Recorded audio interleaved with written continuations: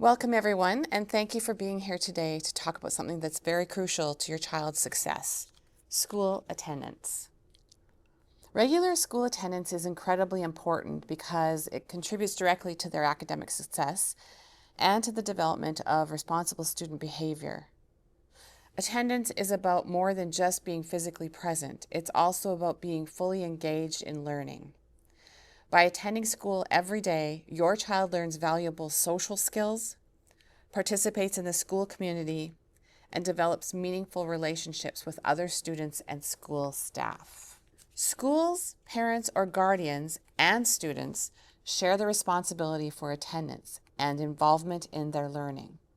Today, we want to talk about how we can ensure your child reaches their full potential, because getting the conditions right requires a team effort between the school and your family. We have staff going to a conference at the end of May to gather more strategies as well, and we've been doing some research on potential strategies we can use in the schools. Today, we just want to make you aware of some of the things that we have in place and look for some partnerships with you. The Alberta Education Act requires that students attend regularly and punctually. It also requires school authorities to make reasonable efforts to ensure that enrolled students are attending school. So, for example, you are aware that we have a phone-in system for you to report your child's absence.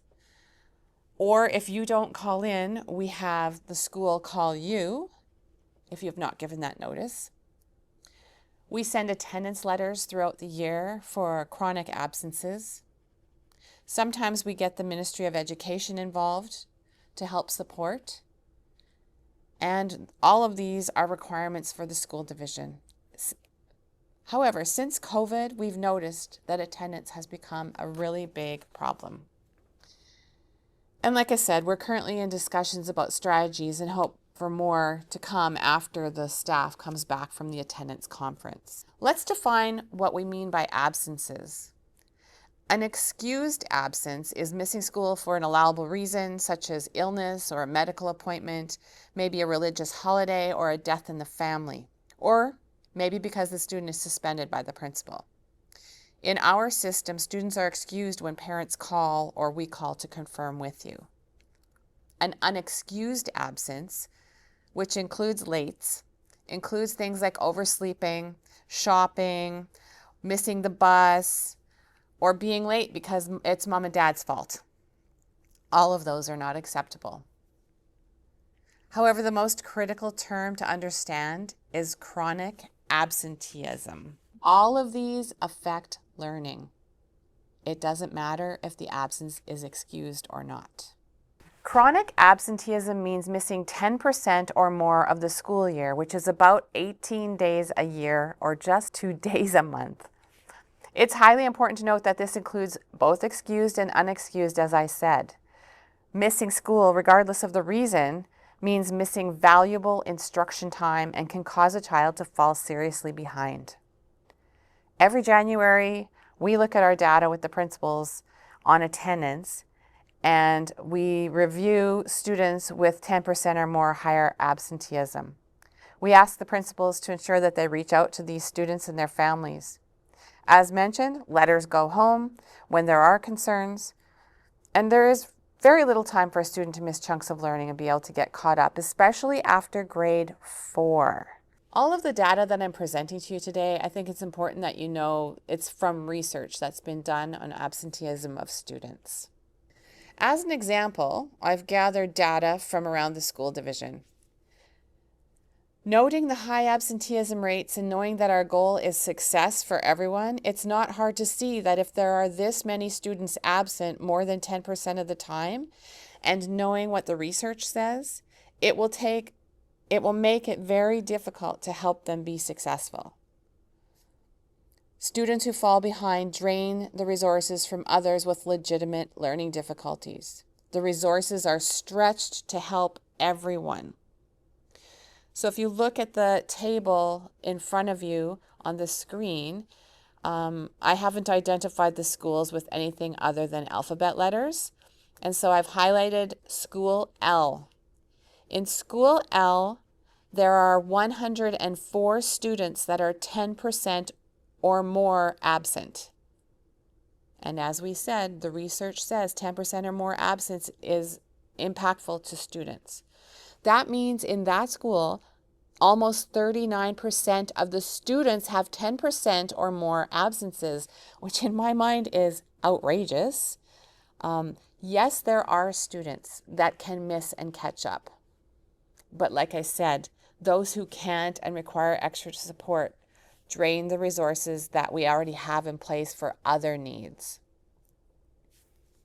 A number of students away means that the teacher may have to review whatever the students have missed, which impacts the classroom management and preparation because now she or he has two working groups, one going over the missed material and one moving forward. Add that to the already diverse learning needs in the classroom. So you've got kids on different skill levels, kids with special needs, kids that the teacher works with in groups on a regular basis. And all of this is impacted by these high percentages of attendance absences. Research tells us that missing just 4 days in September, the first month of school, or 3 days over 2 weeks is a very strong predictor of ongoing attendance issues.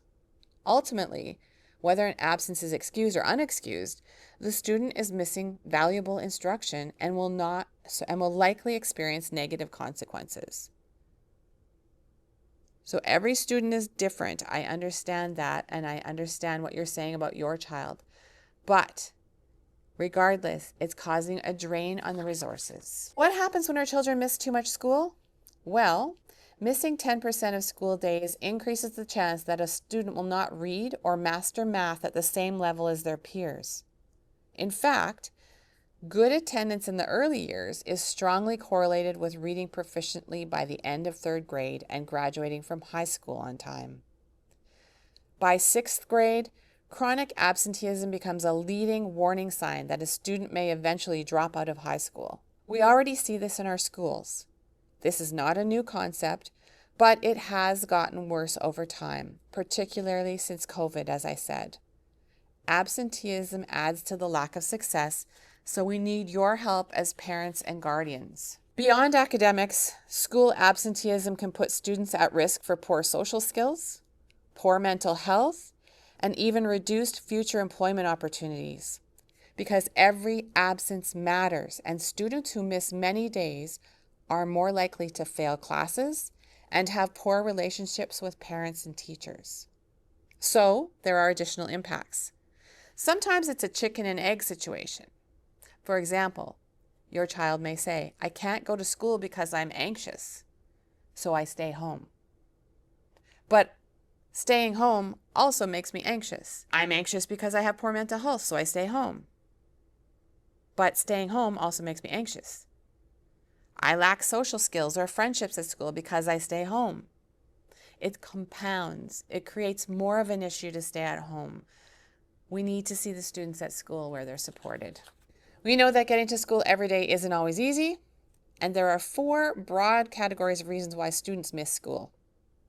Barriers, negative school experiences, lack of engagement, and misconceptions. Barriers might include things like transportation issues, maybe they have housing or food insecurity, maybe they have physical or mental illness, or a lack of health care. Negative school experiences can involve things like struggles with bullying or feeling unsafe, which, by the way, will be my next series. A lack of engagement often results from struggling academically, feeling bored, or not having a meaningful relationship with a caring adult in the school. And finally, misconceptions are common, such as families thinking that missing 2 days a month won't affect learning, or that absences only matter if they're unexcused. So we understand why students miss school. Students get behind in work, yes, then they become unmotivated, they lose friendships, they miss out on important career guidance, they don't have any extracurricular activities that they're participating in, and they're less likely to feel like they belong.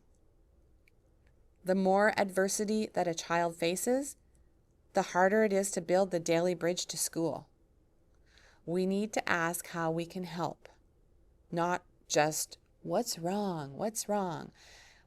Asking what's wrong identifies the problem, but asking how we can help is a way for parents and the child to be able to express what it is they need. Sometimes they don't know what they need. I understand that, but we can't just keep saying, what's wrong, what's wrong.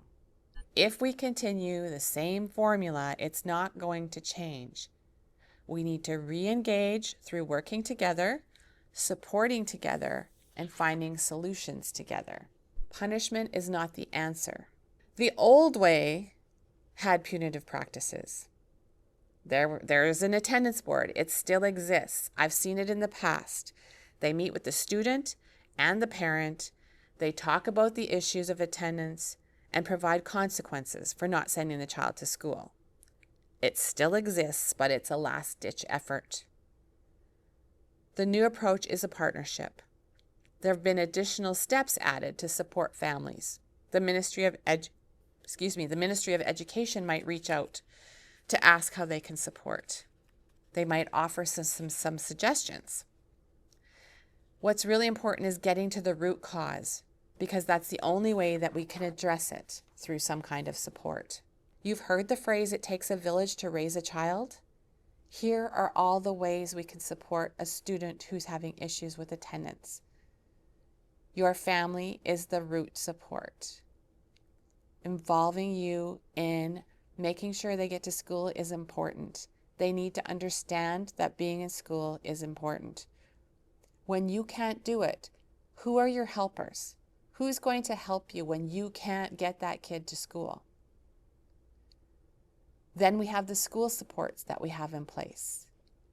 We also have community services. So we're wrapping them around the student to get them to school any way that we can. What do we do to help? We build structures and routines for them. We help build their independence. We develop relationships with them. We help them feel safe and work on their well-being. We engage them and motivate them. We have some communication happening, as I said, asking the right questions. We build their confidence and their success so that they are the owner of their own behavior. They take on the responsibility of getting to school. If that means incentives or returning gradually, then let's make that part of the solution. What can you do at home to help? First, you can nurture a habit of good attendance by setting a regular bedtime and morning routine to ensure that they wake up well rested for school, ready to go. Try to schedule medical appointments when school is not in session and avoid taking family vacations during the school year. Send your child to school every day unless they are truly sick. It's also highly recommended to develop backup plans with the helpers that I just talked about, like relatives or friends or neighbors, to get your child to school if something unexpected happens. Finally, track your child's attendance at home so you can identify any negative patterns or challenges early on. And it's important to know that the way you talk about school is heard by your child.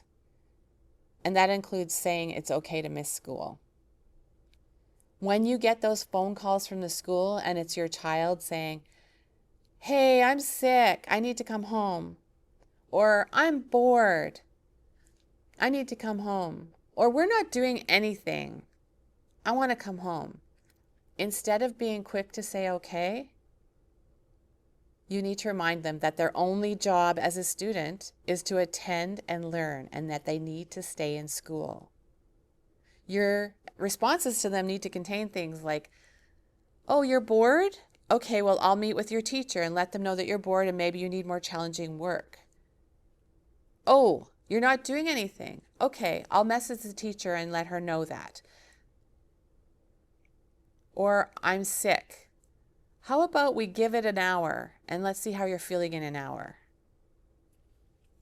These are just tiny strategies that we can use when we're communicating the importance of school to our children. As I said, identify your helpers before you need them, not at the last moment. So connect with some friends or family that know that you're going to reach out when they're needed, you will give them a call. I talked about student responsibility. It's important that we Help them learn how to create a positive routine for themselves. Maybe they ask someone to make sure they're up. Maybe they pack their backpack and their lunch the night before school rather than waiting in the morning. Maybe they set a bedtime and they stick to it and they read before bed instead of watching 2 hours of TV or gaming or being on their phones. We need to prepare students so they can prepare themselves for the work world. We need to build their responsibility. We need to support to keep them motivated and ask, how can you do that? How can you reinforce them at home? How can you celebrate successes with them? And just a key comment here about their future. We are hearing from employers that students are unmotivated. So we have a number of students in work programs, RAP, summer placements. When they get to high school, they have this opportunity. And we're hearing back from employers that 1, their attendance isn't that great. 2, they're often late. 3, they're unmotivated. This is because we're not developing the importance of being engaged and learning. And that applies to when they go to the work world. So if we want them to be successful after school, we need to be talking to them about this. And we need to make sure that they're doing their regular job during the day, which is going to school and learning. Improving attendance is a partnership, as I said. Schools, parents, and students share the responsibility for attendance and involvement in learning. If you feel there's a barrier keeping your child from getting to school, please seek support from your child's school. Open a direct line of communication with your child's teacher or the principal or vice principal, and working together, we can identify your child's strengths and needs and access any community resources they might need, if that's transportation, if they have health concerns or academic struggles. We're here to support you, and together we can ensure your child attends school regularly and reaches their full potential. Moving forward together, ultimately, we cannot do this alone. The research shows that as family engagement increases, chronic absenteeism decreases. And we want to maintain a welcoming environment and open lines of communication. So if your family is facing barriers like transportation or health concerns, please reach out to us. By working together and living out our guiding vision of doing what's best for kids, we can ensure that your child attends school regularly and builds the strong foundation they need for a successful future. I really hope that you will share this presentation with your child, talk to them about the importance of developing responsibilities for getting themselves to school, and how to communicate when they're bored, when they say the teacher's not doing anything or the class isn't doing anything, how to handle illness. All of these things are important for the students to develop, and we need to support them with that at school, but also at home. We need your partnership. Thank you for listening. Please stay tuned in the coming weeks for my next series, which will be about student conduct and discipline, dealing with bullying and restorative practice.